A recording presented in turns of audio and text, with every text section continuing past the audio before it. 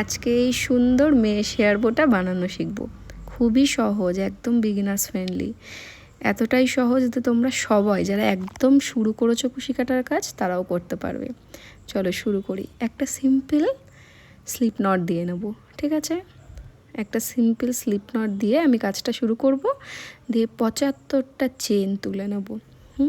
তোমরা একটু বাড়াতেও পারো, কমাতেও পারো, সাইজটা ডিপেন্ড করছে ছোট বড় কতটা করতে চাও তোমরা।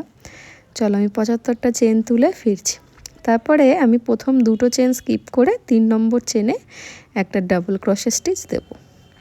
প্রথম দুটো চেন স্কিপ করে 3 নম্বর চেনে একটা ডাবল ক্রোশে দেব, দিয়ে একটা চেন তুলবো, ঠিক আছে? একটা চেন তুলে দেখো, একটা চেন তুলে একটা চেন স্কিপ করে তারপরের চেনে আর একটা ডাবল ক্রোশে দেব।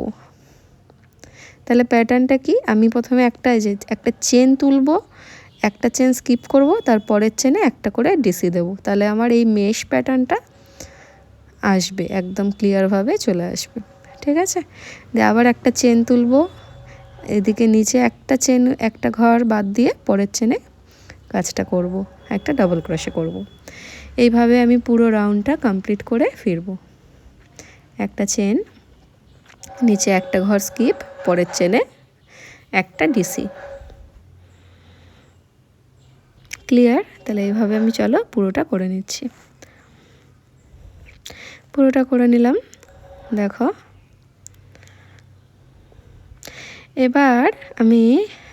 এবার আমি 4টে চেন তুলব। ফার্স্ট 3টে চেন ধরো একটা ডিসি কাউন্ট হচ্ছে, আর একটা চেন হচ্ছে যেই চেনটা স্পেস করব সেই চেন স্পেসটার জন্য একটা এক্সট্রা চেন, ঠিক আছে? দিয়ে ঘুরিয়ে নিলাম। ঘুরিয়ে নিয়ে যেখানে একটা ডিসি পড়েছে ঠিক তার ওপরের যে লুপটা, সেই লুপেই আমি আর একটা ডিসি দেব। আবার একটা চেন তুলব, ঠিক যেখানে একটা ডাবল ক্রোশে আছে তার ওপরেই দেখো ওখানে একটা লুপ তৈরি হয়েছে, ওইখানেই মাঝখান দিয়ে হুক ইনসার্ট করে ওখানেই আবার আরেকটা ডিসি দেব, ঠিক আছে? এইভাবে কিন্তু আবার একটা চেন তুলবো, এইভাবে আমি পুরোটা করে নেব।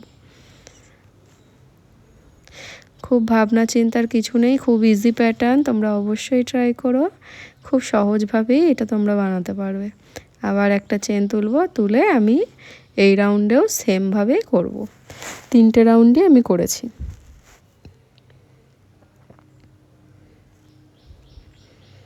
ঠিক সেমভাবেও আমি থার্ড রাউন্ডটা পুরো কমপ্লিট করব। ব্যাস হয়ে গেল আমার থার্ড রাউন্ড কমপ্লিট। কিছুটা সুতো টেনে নিয়ে আমি কেটে দেবো, দেখো। এবার আমি এই যে এক্সট্রা সুতোটা যে দুদিকে আছে না, এটা দেখো আমি কি করেছি।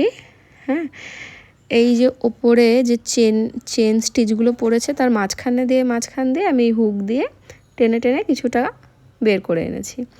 তারপরে কিন্তু একটু এক্সট্রা আমি কেটে দিয়েছি। হ্যাঁ, এতে করে কি হয়, দেখতেও ভালো লাগে। কিছুটা টেনে নিয়ে কাটলে এটাতে কিন্তু ভালো মতোই ফিনিশিংটা আসে।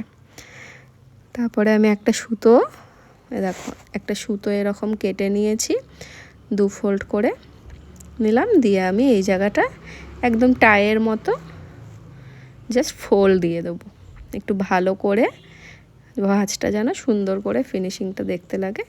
ফোল্ড দিয়ে পেছনে নট বেঁধে দিয়ে আমি কেটে দেবো। হয়ে গেল আমার একটা খুব সুন্দর মেশ হেয়ার বো। তোমরা অবশ্যই ট্রাই করো, ভালো লাগলে একটা লাইক করো।